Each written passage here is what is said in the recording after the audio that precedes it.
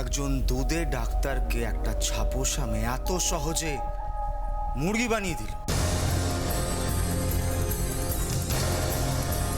দুদিন আগেই তো বিয়ে হলো, আবার এখন মালা বদল।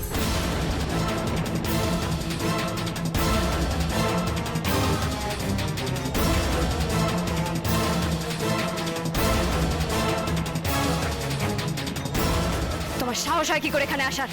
কি করে এলে তুমি এখানে? আনন্দী, আমি রকেট, হুশ করে যেখানে খুশি চলে যেতে পারি। এই তুমি এখানে দাদাগিরি দেখাচ্ছ? এটা তোমার দাদাগিরি করার জায়গা না, সব চম্পাহাটিতে গিয়ে করো, এটা আমার বাড়ি। হবে হবে, সব হবে, আগে আমার কথাটা শুনে তো নি। এখন এইসব লোকও আমাদের বাড়িতে চলে আসবে নিজের কথা শোনাতে। সিকিউরিটিটা কোথায় আমাদের? দিদিমণি,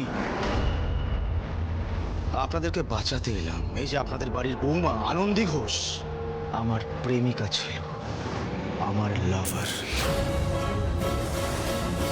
এই আনন্দী ঘোষ আনন্দী লাহিড়ী কি করে হয়ে গেল, এই গল্পটাই তো বলতে এসছি আপনাদের সবাইকে।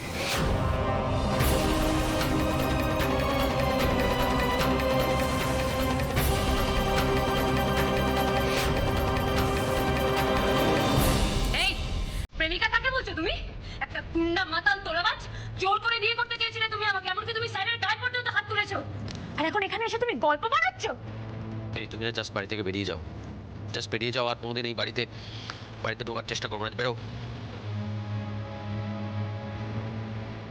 এত সাহস হয় কি করে যে সোজা বাড়ির ভেতরে ঢুকে এসছো? ছি, গা দিয়ে কেমন বাস বেরোচ্ছে। মাসিমা,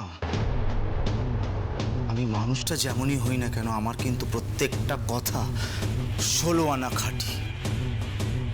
এই হয়েছে হয়েছে, অনেক খাঁটি কথা তোমার শুনে নিয়েছি আমরা। এবার প্লিজ তুমি এই বাড়ি থেকে বেরো, আর এই বাড়ির দিকে তাকানোর সাহসটা দেখিও না, বেরিয়ে যাও প্লিজ, বেরো। স্যার এদেরকে এসব প্লিজ টিজ বলে ভদ্র মানুষই কথা বলে এরা বুঝবে না, এদেরকে ঘাট ধাক্কা দিয়ে বাড়ি থেকে বের করে দিতে হবে। এই আনন্দে, এই আঙুল নিচে, আঙুলটা না ভেঙে দেবো। আমি না হয় আধা পচে যাওয়া একটা মানুষ, যার তুই ক্ষতি করেছিস আমি সবটা মানিয়ে নিয়েছি, কিন্তু এমন দেবদূতের মতন মানুষের ক্ষতি করলি, তোর কি একটু কষ্ট হলো না আনন্দ? একটু দুঃখ হলো না?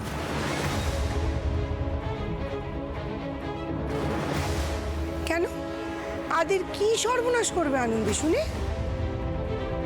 কাকিমণি প্লিজ, তুমি এখন ওর কাছে গল্প শুনতে চাইছো?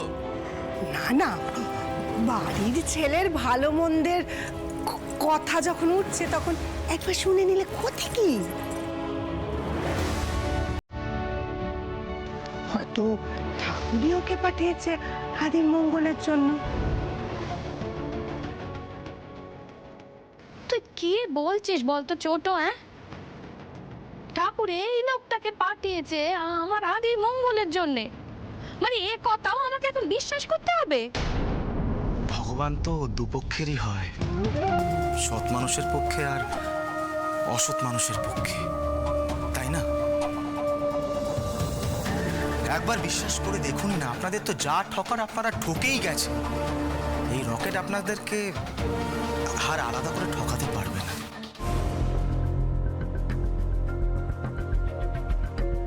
এই এই অনেক হয়েছে, এরপর কিন্তু আর একটা বাড়তি কথা বললে নিজের পায়ে দাঁড়ানোর ক্ষমতা পর্যন্ত থাকবে না তোমার। বেরিয়ে যাও, একবার মার খেয়েও শিক্ষা হয়নি না? এই জন্যই তো শিক্ষা হয়েছে বলেই তো এখানে চলে এসেছি ডাক্তারবাবু। এই যে আনন্দীকে আপনি যে সিঁদুর পরিয়ে দিয়েছেন, এর আগের গল্পটা জানেন? এই মেয়েকে আমি পাগলের মতো ভালোবাসি, পাগলের মতো। আমার আমার লাভার ছিল, লাভার। কি বানিয়ে বানিয়ে গল্প বলছো বলো তো এখানে? ও, যেই বড় লোক হয়ে গেলে এই গরিব প্রেমিক গপ্প হয়ে গেল। ডাক্তারবাবু, আপনার উপর না আমার হেব্বি হেব্বি হেব্বি রাগ হচ্ছে, হেব্বি রাগ হচ্ছে, আর হিংসা হচ্ছে। ওই যে বলে না, ওই জেলাচি। হ্যাঁ, শুধু আপনি আমাদেরকে বিয়ে করেছেন বলে তা নয়, এই হিংসাটা আপনি বুঝতে পারবেন না।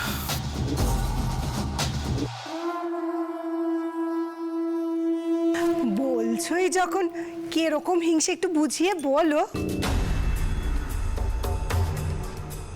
ছেঁড়া জামা কাপড় পরা বাচ্চাগুলোকে একবার জিজ্ঞেস করে দেখুন, যারা ওই তাপ্পি মারা স্কুল ব্যাগ নিয়েই স্কুলে যায়।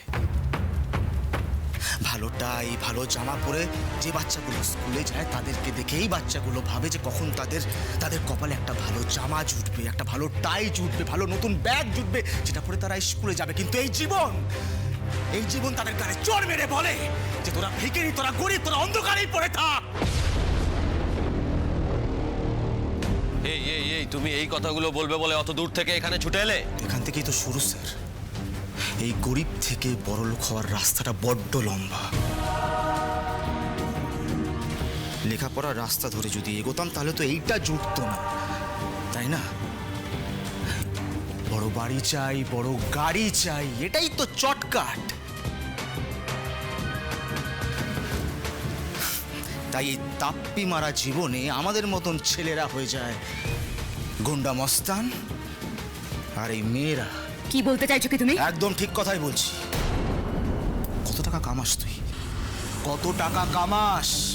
তোর দাদাও তো ঘরে বসে আছে, আমি টাকা দিতাম বলে সংসারটা চলতো তোর।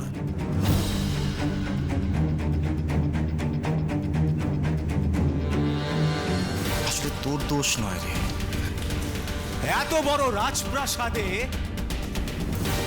যে কারোর মাথায় তো ঘুরে যাবে, তাই না? রকেট দা, একদম চুপ কর।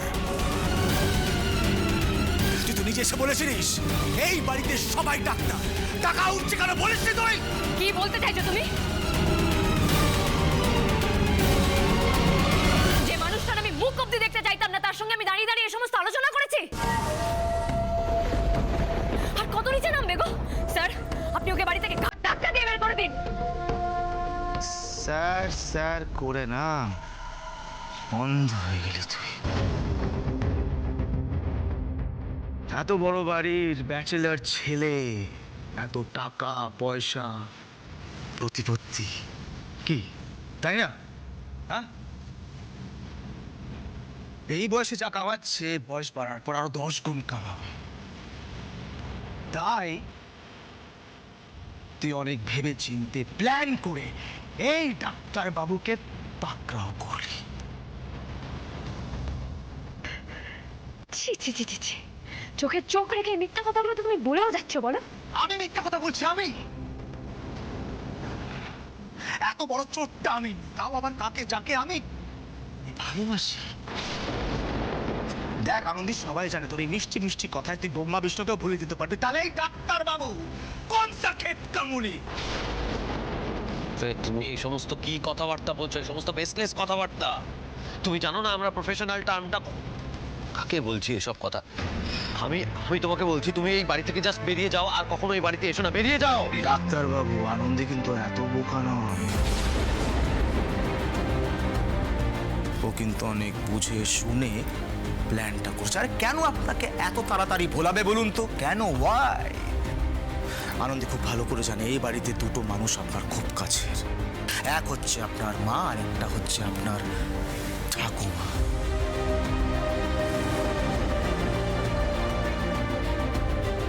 প্রথমে আপনার ঠাকুমা আর তারপর আপনার মাকে আস্তে আস্তে ধীরে ধীরে মিষ্টি পাচন দিয়ে ভুলিয়ে রেখেছে আমাদের এই আনন্দে। না না না, এসব কি বলছোটা কি তুমি? আমি এসব কথা বিশ্বাস করি না, এসব হতেই পারে না। আপনি না কেন, আপনি একটা সাদা সিধা মানুষ, এসব গেম প্ল্যান আপনি বুঝবেন না।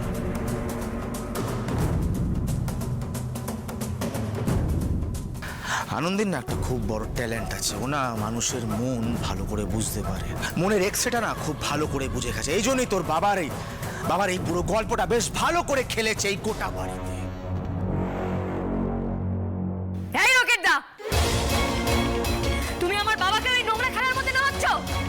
আমি দূর, আরে আমি তো শুধু ছুরি চাকু চালাই, মাথা ব্রেন চালাস তুই।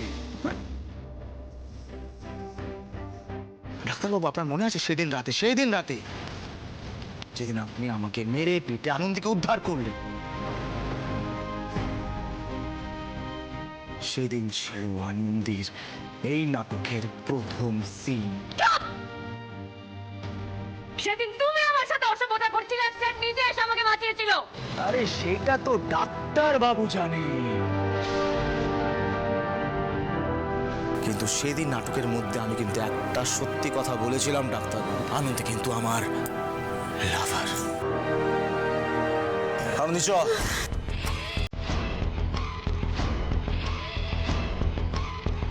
ওকে লাভার। না, নাটক ছিল না, নাটক ছিল না, কারণ সেদিন স্যার এসে আমাকে বাঁচিয়েছিলেন আর আমি স্যারকে বলিনি ওখানে আসতে।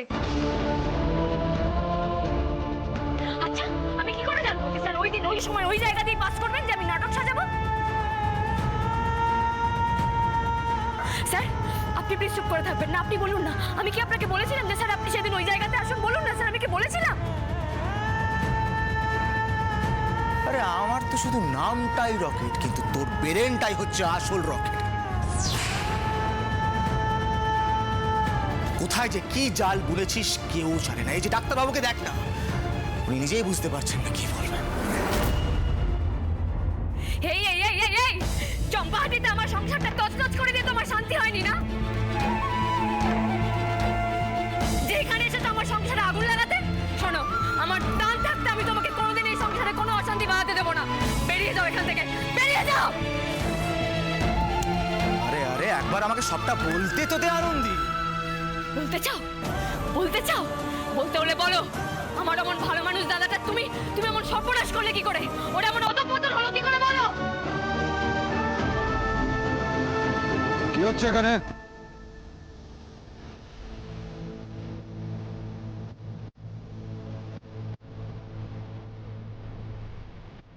ও বাবা বাবা, ওই দেখো না, সেই দিনের ওই গুন্ডাটা আমাদের বাড়িতে এসে যা ইচ্ছে তাই বলছে।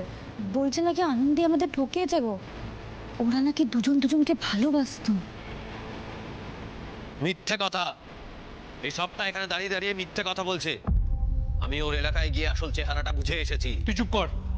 তুই যদি সবটা বুঝিস তাহলে এই ছেলেটা আমাদের বাড়ির ড্রয়িং রুমে এসে দাঁড়িয়ে থাকা সাহস পেত না। চুপ! কেউ একটা কথা বলবে না। রাইট, আমি না পুলিশে ফোন করছি, পুলিশ এসে বাকিটা বলবে। পুলিশ যদি ডাকতে হয় আমি ডাকবো। আপনি বলুন কি বলছিলেন? মানে আমরা এখন দাঁড়িয়ে দাঁড়িয়ে ওর এই বাজে বকাগুলো শুনবো, সেটাকে অ্যালাউ করবো আমরা? হ্যাঁ করব।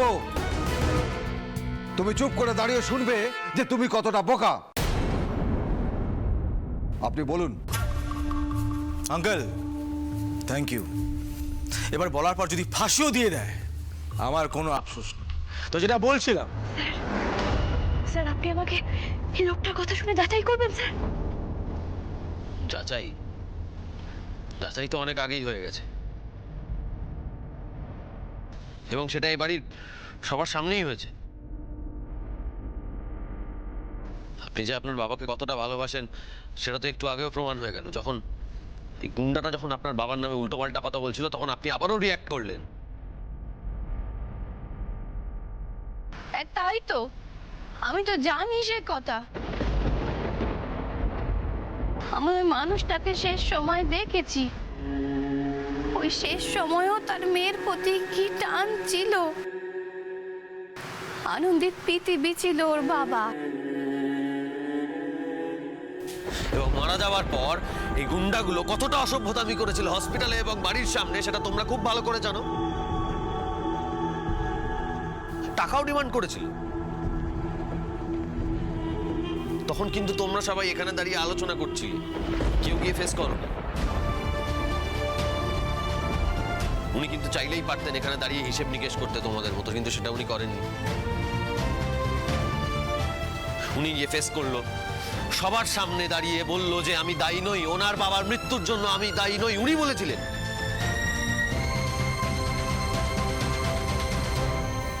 এবং ওনার জন্যই আবার কিন্তু আমি কাজে ফিরতে পেরেছি। তো এখন আমি ওনাকে জাজ করব, এটা তোমরা বলছো? হ্যাঁ ঠিক ঠিক দাদু ভাই, তুই একদম ঠিক কথা বলেছিস। আর আমি না এই অসভ্য লোকটার একটা কথাও বিশ্বাস করি না, একটা কথাও না। আনন্দী কোনো রকম উদ্দেশ্য নিয়ে কিচ্ছু করেনি। এটাই তো শোনার জন্য আনন্দী কবে থেকে বসেছিল ডাক্তারবাবু। আমি বললাম না, আমি নামে রকেট আর ও কাজে রকেট। দেখুন ডাক্তারবাবু, আমাদের এই বড় লোক হওয়ার এই চটকাট কি হতে পারে? একটু ওই গুন্ডাগিরি করব, একটু বকবক করবো, একটু চুক্তি দেবো, ব্যাস সব শেষ। কিন্তু আনন্দী কিন্তু এত সস্তা অঙ্ক কষে না। অঙ্ক? কিসের অঙ্ক? এই যে টিভিতে পেশ মিডিয়ার সামনে কত বড় বড় কথা বলল যে স্যার ভগবান, স্যারের মতন মানুষ হয় না, আমার বাবার চিকিৎসা স্যার করেছেন, কিন্তু উনি তো আর পৃথিবীতে নেই, তবু আমার কোনো অভিযোগ নেই।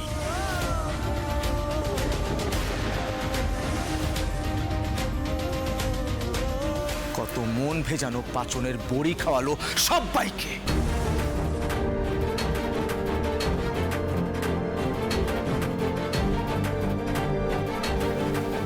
তাতে দুটো কাজ হলো, একটা স্যারের মান সম্মান বাঁচলো, আর দুই স্যারের মন গলে জল হয়ে গেল। আর সেই জলে সাঁতার কেটে কেটে আনন্দী আজ এই রাজপ্রাসাদে ঢুকে গেল।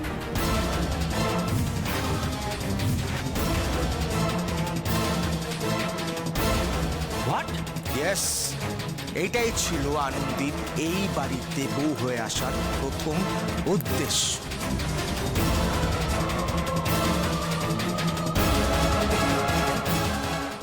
কি বললে তুমি? আমি আমার বাবাকে ব্যবহার করেছি এই বাড়িতে বিয়ে করে ঢুকবো বলে? তবে নয় তো কি?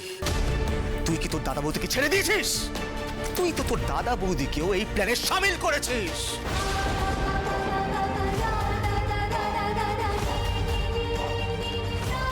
বাবা, এসেছিল তোর দাদা বৌদি, বাবা কি হাব ভাব ওদের। সেইবার নিয়ে আর কত ভালো হবে বলো তো? আর এর হাব ভাব দেখো, মনে হচ্ছে যেন স্বর্গ থেকে চলে আসা দেবদূত। হ্যাঁ, এই আনন্দের কিন্তু একটা পবিত্র পবিত্র ব্যাপার আছে, জানেন তো? মানে দেখে মনে হয় না যে ও আমাদের এলাকার মেয়ে। হ্যাঁ, তাই তো আপনাদের বাড়িতে এসে মানিয়ে গুছিয়ে একেবারে সেট হয়ে গেছে।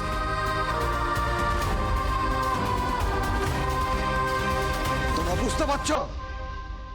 তুমি বুঝতে পারছো বিজয়া কি প্ল্যান একটা করেছো তোমরা? আমি বলেছিলাম যে এমন বিপদ আসছে যেটা সামলানোর ক্ষমতা তোমাদের নেই। আর যেদিন প্ল্যানটা হলো সেদিন আনন্দী ঠাম্মিকে ফোন করে বলল, ঠাম্মি ঠাম্মি, রকেটটার সাথে আমার দাদা বৌদি প্ল্যান করে বিয়েটা দিচ্ছে।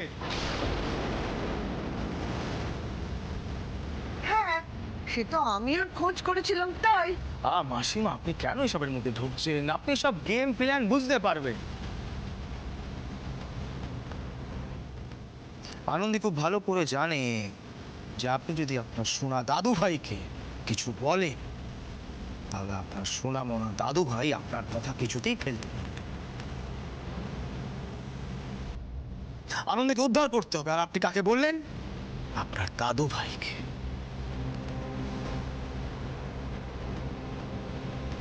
ব্যাস, আনন্দীর প্ল্যান ছক্কা হাঁকালো, আর ডাক্তার বাবু আনন্দীকে চম্পাহাটি থেকে উদ্ধার করতে চলে গেল।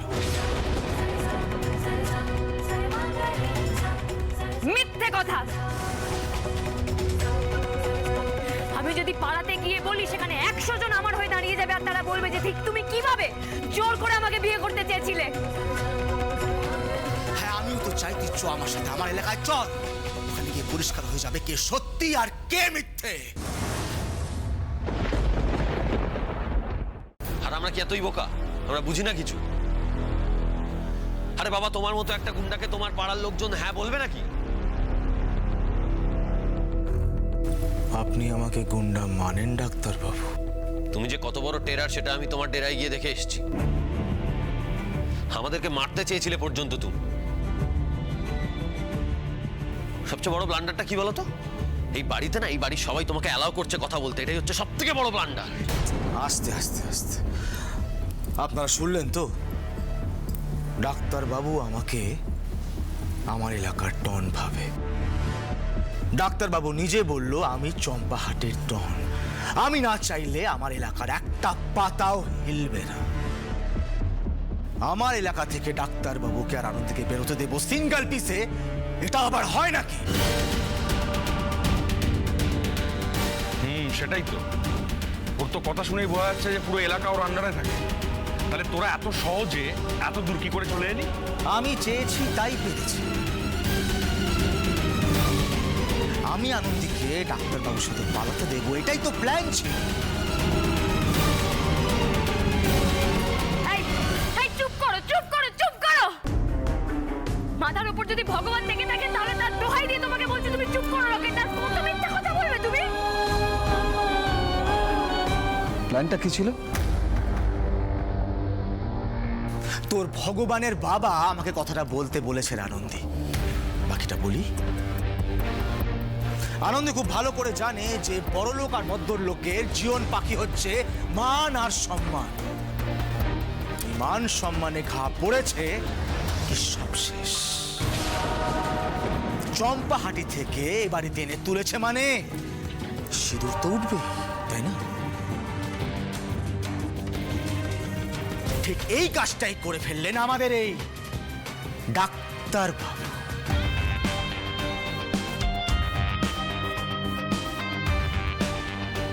ব্যাস, আনন্দের প্ল্যানে 10-এ 10, আর আপনারা সবাই পেলেন কাঁচাগোল্লা।